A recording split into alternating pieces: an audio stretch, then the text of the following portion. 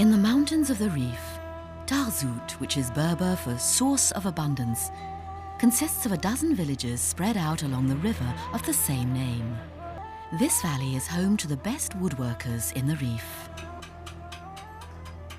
The workshops are to be found in the villagers' homes, and some of the artisans still work alone.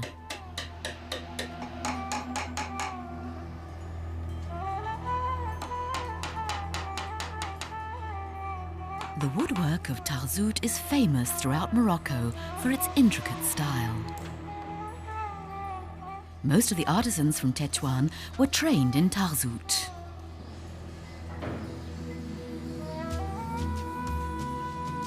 Here, the children learn all the ins and outs of this difficult craft, starting with drawing.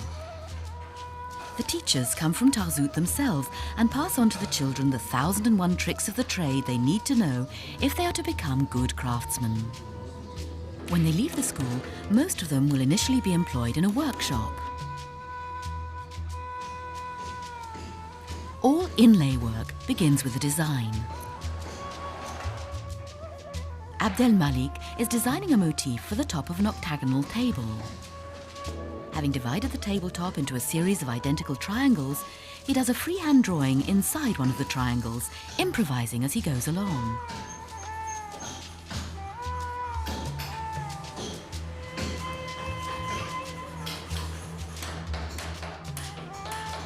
Then he traces his design and transfers it to the other 7 triangles on the tracing paper.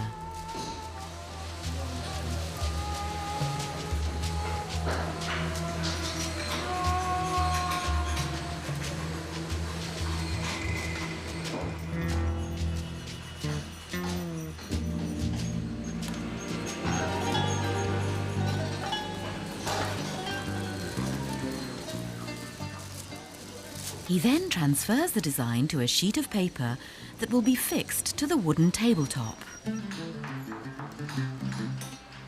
Once this is done, he hands the tabletop over to Saeed.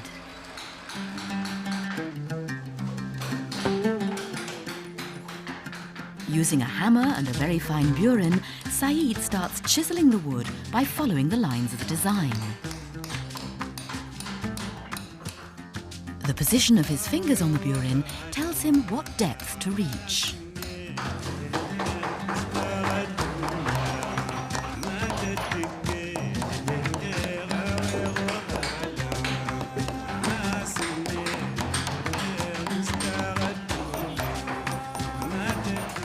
He then inserts aluminium wire in the fine grooves and makes the surface level by gently hammering it.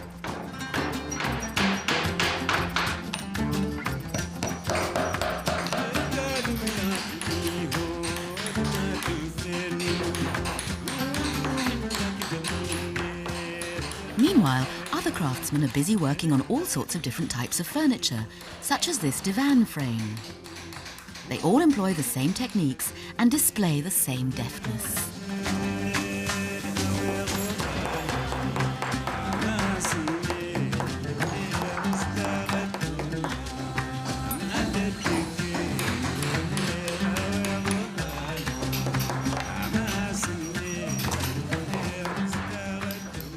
Once this step is finished, some of the sections surrounded by aluminium wire are carefully hollowed out with the same instruments.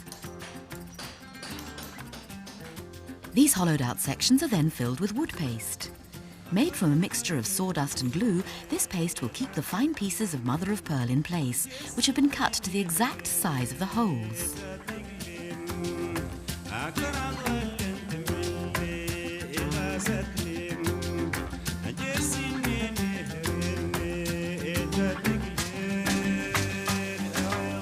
The mother of pearl is extracted from seashells.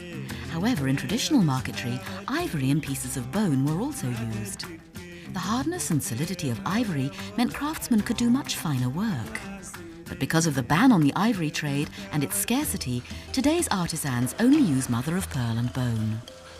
After this step, the table is finely brushed and scraped, and all the minute holes are filled with a mastic made of sawdust.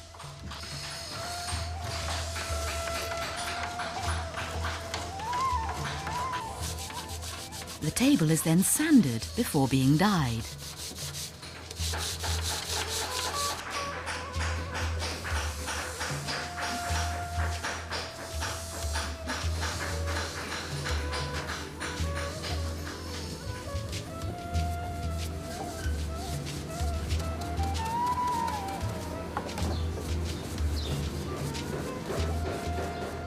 This dye gives the mahogany the black colour so appreciated by furniture lovers today.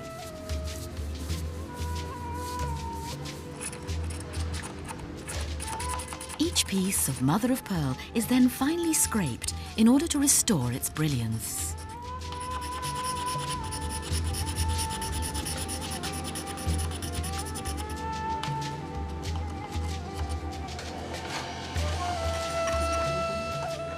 The contrast between the black wood and the white mother of pearl makes the table all the more resplendent.